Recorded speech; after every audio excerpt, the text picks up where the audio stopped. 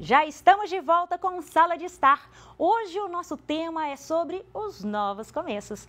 No caminho do crescimento pessoal e do equilíbrio, gente, temos o quê? Que recorrer a diferentes técnicas para gerenciar as emoções, ainda mais em período de transições e de perdas. E para falar sobre isso, estamos com a escritora e especialista em psicologia transpessoal, a Sara Zampier, e com a psiquiatra, a doutora Cíntia Braga. Sejam bem-vindas, meninas.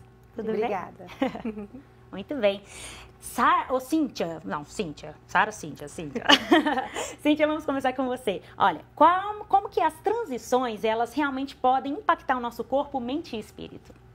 Olha, qualquer processo de mudança, né, qualquer transformação que a gente passa na vida, exige uma elaboração, né, psíquica. A gente tem que se adaptar à nova realidade, né? Então, isso vai depender do afeto que a pessoa vai trazer para a vida dela com essa transformação, né? Então, pode ter um impacto muito positivo, dependendo da história que a pessoa conta para ela, e um impacto não tão positivo na vida dela, né? Mas vai depender de como que ela vai elaborar esse processo. Verdade. E Sara, quais são os principais as principais práticas, né, que podem ajudar a manter o equilíbrio mental em períodos de transformação?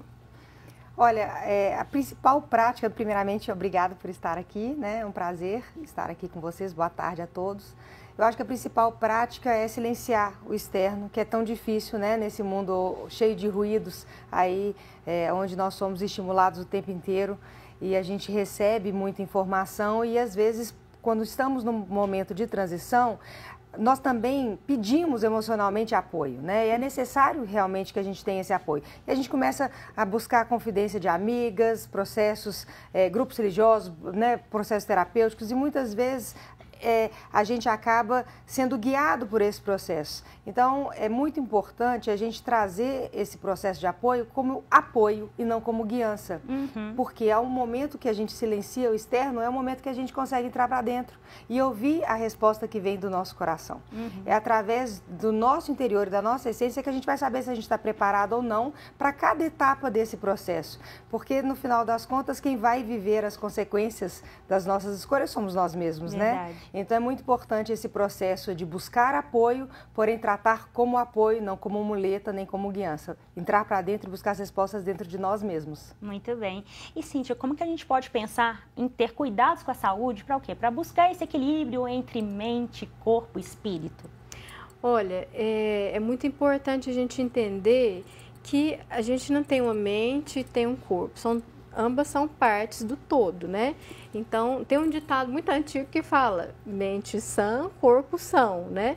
Então, a gente precisa de ter cuidado com a nossa saúde, com a nossa alimentação, com as nossas atividades, para a gente conseguir pensar em ter saúde mental, em conseguir elaborar as coisas, né? Porque se o corpo não vai bem, a mente também não. E é uma via de mão dupla, né? Um influencia diretamente o outro. Muito bem. Sara, você escreveu um lindo livro, né? Ela Conversa com as Estrelas, uma história de autodescoberta e cura emocional. Olha que legal. Fala pra gente como que esse livro ele pode ajudar as pessoas e o que você pensou para escrever ele. Então, esse é um livro que busca instigar o leitor a buscar as respostas dentro dele mesmo para entrar nesse processo aí de autoconhecimento e busca por transformação.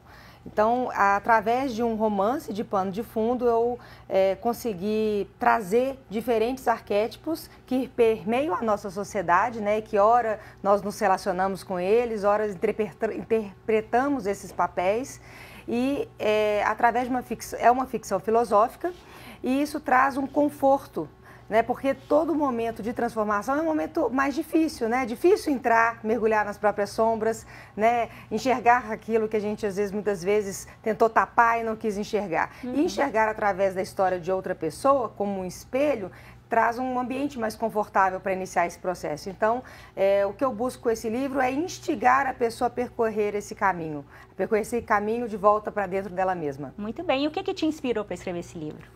Não só a minha própria transição, né, meus próprios momentos de transição, passei por alguns deles no decorrer da vida, transição inclusive de carreira, transição profissional, como também todo o meu entorno. Eu acho que chega um certo momento da vida ali, em meados ali da fase, em torno ali de uns 40 anos, a gente começa a questionar muitas coisas, né? Seja de carreira, seja em relação ao relacionamento, até a própria maternidade, como estamos exercendo.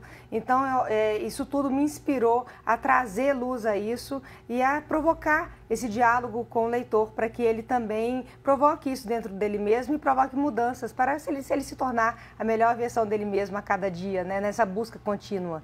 Muito bem, isso mesmo. E Cíntia, quais são os principais sinais que o corpo ele dá pra gente para falar assim, ixi, isso daqui não tá legal não? O que está acontecendo comigo? O que eu preciso melhorar, né? Olha, qualquer processo de mudança, né, envolve um luto, de uma perda, de uma transformação, né? Então, pode doer, mesmo mudanças boas, né? Quando a gente escolhe uma coisa, a gente deixa de ficar com outra, né? Às vezes as mudanças são involuntárias também. As transformações. Então, em algum grau, isso vai trazer um certo tipo de sofrimento. E isso é ok de acontecer. O que a gente tem que prestar atenção é o seguinte: esse sofrimento está me incapacitando, esse sofrimento está durando para muito além do que é esperado para determinado acontecimento. Então, se estiver durando para mais, estiver incapacitante, estiver tendo repercussões no sono, na irritabilidade, na convivência, aí a gente precisa de procurar ajuda. Em cima disso, eu vou colocar um ponto interessante, porque muitas mulheres chegam aos 40 anos, conforme a gente tinha comentado, e acha que, eu tô ficando mais nervosa, tô mais irritada, eu fico questionando mais. Mas, às vezes, não precisa nem ser uma questão, eu tô ficando louca. Às vezes é o quê? O bonito do climatério, não é mesmo, doutora? Conta pra gente um pouco sobre isso. Exatamente. As mudanças hormonais, elas acompanham uma série de mudanças psíquicas também, né? De novo, a mente influencia o corpo, mas o corpo também influencia diretamente a mente. Então, é importante a pessoa estar sempre atenta. Olha, como é que está meu ciclo, né? Sempre estar fazendo consultas periódicas com o ginecologista, isso é muito importante. Muito bem. E Sara, como que a gente pode pensar que o medo e a ansiedade também ele atrapalha muito o nosso processo de transformação, não é verdade? Na verdade, pegando um gancho aqui da doutora, a nossa mente, ela também é uma máquina do tempo, né? E ela nos tira do momento presente a todo instante. A gente volta para o passado, aí a gente fica... Isso faz a gente experienciar sentimento de melancolia, de nostalgia. Quando eu fui feliz, quando eu tive aquele relacionamento. Aí a gente se projeta para o futuro e aí a gente começa a ter ansiedade. Quando eu comprar essa casa, eu vou ser feliz. Quando eu trocar meu carro, eu vou ser feliz. Quando eu fizer a viagem, eu vou ser feliz. Quando eu casar, quando eu tiver filho, quando eu separar. A gente nunca deixa a felicidade para o momento do agora. A gente está sempre jogando ela para o futuro. E é isso que causa ansiedade com o excesso de expectativas. Quando a gente começa a entrar nesse processo de autoconhecimento e a gente busca, né, conhecer realmente aquilo que a nossa essência deseja, busca essas escolhas conscientes, e a gente, como a doutora falou, o seu novo eu, ele vai te custar o seu antigo eu. Então, existem perdas. Sim. Você precisa estar preparada para elas. Só você vai saber o momento que você vai estar preparada para tomar as decisões da sua vida. E no momento que você toma com esta certeza, você passa a ter um conforto emocional de que o melhor está sempre acontecendo. Foi você que escolheu. Então, você volta para o agora. E quando você volta para o agora, a ansiedade cessa. Então, é mais do que uma dica de como eliminar a ansiedade. Toma isso, vai meditar, vai fazer yoga, vai ouvir mantra. Não, volta para o agora. Sai do tempo errado, sai do futuro e do passado, volta para o agora e isso cessa a causa da ansiedade. Legal, verdade. Vivo muito isso, sabe? A ansiedade gritando. E é muito importante mesmo para o pessoal de casa também, que tem certeza que outras pessoas estão vivenciando isso, né?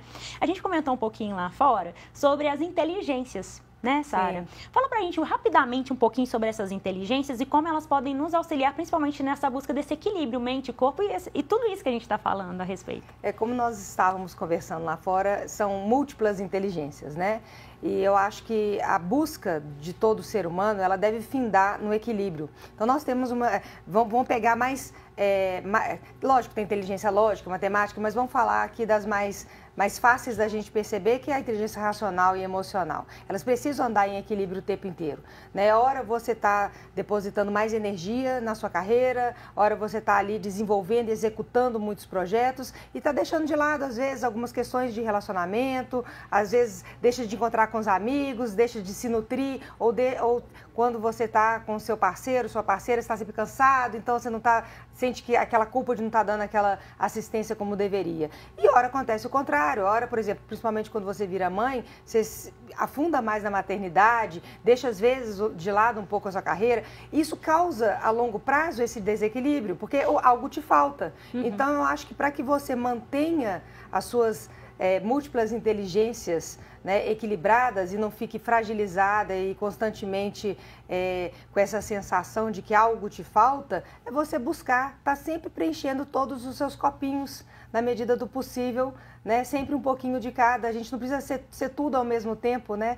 Eu vi um podcast outro dia, acho até da Ingrid Guimarães, ela falando, a gente tem que equilibrar todos os pratos, eu quero mais quebrar os pratos. A gente equilibra muitas coisas na vida, né? E o importante realmente é a gente equilibrar também as nossas emoções e as nossas inteligências. Verdade. E doutora Cíntia, como que você vê dentro, né, da questão da medicina, essas questões de equilíbrio, de inteligência, de equilibrar todas essas questões emocionais, físicas, psíquicas, enfim, etc.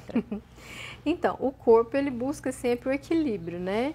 Ele busca sempre a homeostase. Então, que a gente chama o equilíbrio do corpo, né? Das nossas funções de homeostase. Então, de um jeito ou de outro, ele vai procurar o equilíbrio. Tudo que acontece no corpo da gente é buscando essa segurança, esse equilíbrio. É muito importante a gente sempre estar no momento presente. O momento presente traz essa âncora do equilíbrio, né? De deixar a gente presente no nosso corpo e dessa forma a gente consegue libertar um pouquinho desses pensamentos, dessas questões que deixam a gente ansioso. Então, é isso. A gente está presente no momento presente, ajuda a gente a estar em equilíbrio. Muito bem.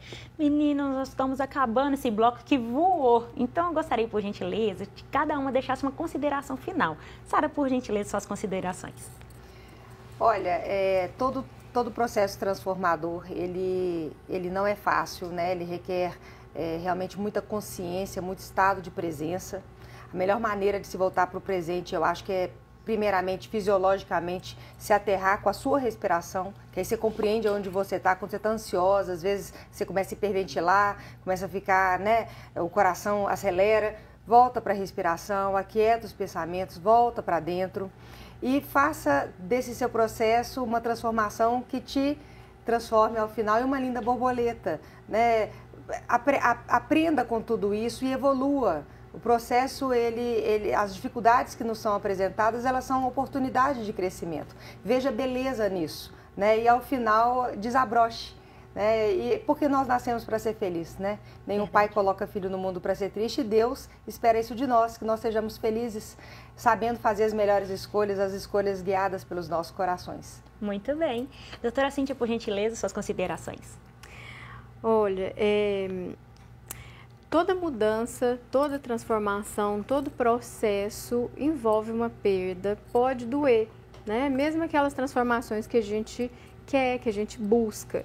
Então, assim, o que a vida quer da gente é coragem. Então, coragem para enfrentar as coisas, né?